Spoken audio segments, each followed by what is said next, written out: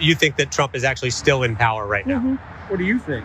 So you think Biden is not the current president right now? No, sir. No. No, sir. Never believed it. So Trump is the current president right now? Yes, sir. So are you mad at Trump for the high gas prices? No. It's not Trump's fault. Whose fault is it then? It's Joe.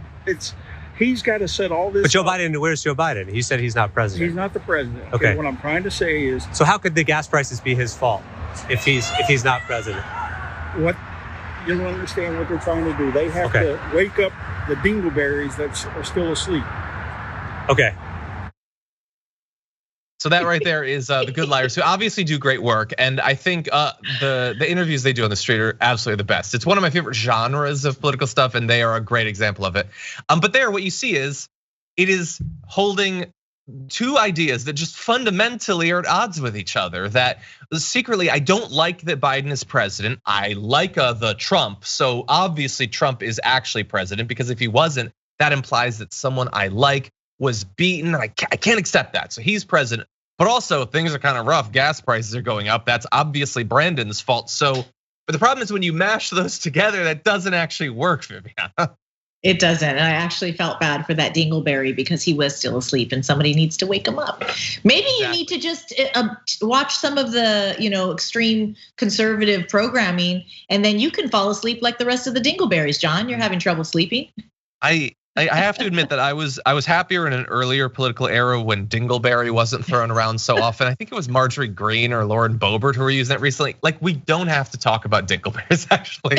But anyway, look, I'm not even mad at that individual guy. I feel honestly sort of bad for him. Not that they interviewed him, but that he's being honest.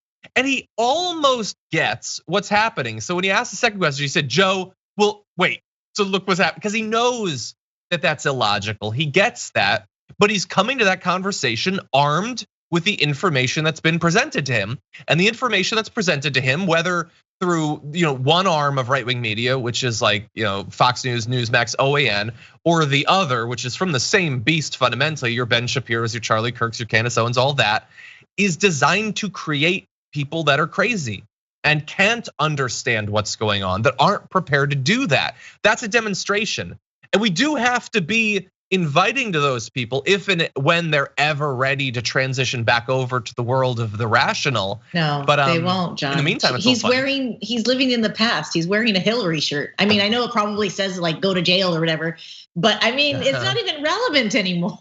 I know. Like you might have. I think, it shouldn't be. No, they're still talking like Marjorie Greene at her little meeting or whatever is talking about investigating Hillary's campaign. It was 40 years ago. What are you still talking about? And she's not running again. Anyway, we have a little bit more in this vein. So David Schuster recently went to CPAC. We have a little bit of him talking to some MAGA heads as well. Just now on a 30-day ban because I used the acronym STFU for shut the F. Do you have any sympathy, therefore, for Liz Cheney and Adam Kinzinger, who got stripped from the Republican Party? No, I don't. They got canceled. Yeah, so what? You were just saying a minute ago that you didn't like being canceled. Doesn't matter. They're traitors to the country. Fake news called it an awful insurrection, but history will show it as the truth that I've told. We came from all over to protest a bad election, from the northern border to the wall of Mexico.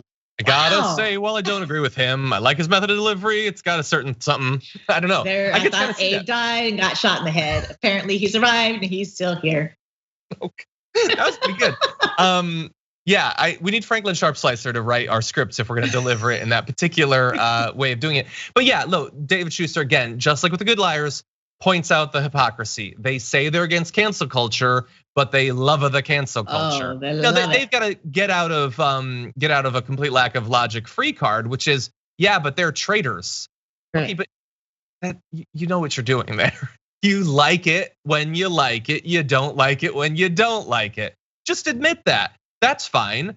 Like, be clear about the fact that there's nothing foundational here. There's nothing fundamental. You're not expressing an actual value, a real principle. You just like it when people you don't like get in trouble, and you don't want Joe Rogan to get criticized. That's what this is about fundamentally at the end of the day. What you said doesn't make sense. So what? Okay, so is this conversation? So what? You're bleeding out of your ear. So what? I don't care. I didn't need those neurons. The dead weight, that's all they were. I love that was his argument. So what? And that was his, he's real deep thinker.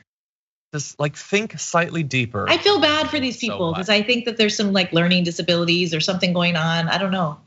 Emotional trauma. I think that there is trauma, but I think it is a news-based trauma. They've been driven mad by a combination of media and politicians. That's what it is. I want to know Singing Abe. I want to know him more.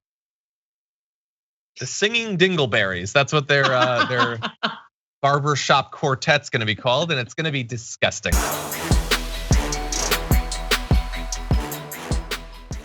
Check out the Damage Report podcast each day, wherever you get your podcasts, whether Pocket Casts or Stitcher or iTunes. You can join me as I give you the news and stories you want, with a range of co-hosts and interview guests jumping in on the fun each day.